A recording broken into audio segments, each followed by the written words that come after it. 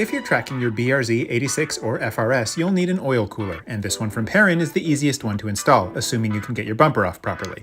But it can be hard to torque down the threaded adapter on the thermostat and sandwich plate because there is no clearance at all to grip the incredibly thin hex bolt head. But don't worry, there is a little bit of a trick to it.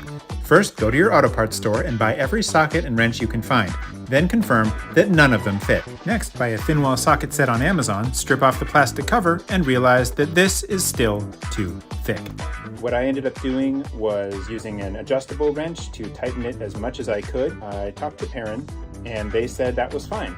Next, simply drive the car for several months until you get a leak that fills your engine bay with the sweet smell of burning oil. Rush the car to the mechanic so they can clean up the oil and tell you that your strange aftermarket part came loose, and that even they had no tool that would fit, so they had to make one, and that they don't work on aftermarket parts, so you should never come back again. Realize you'll have to do what they did and make your own tool. Grind the thin wall socket down with a Dremel. Keep going, keep going, keep going. Yeah, that's never going to work.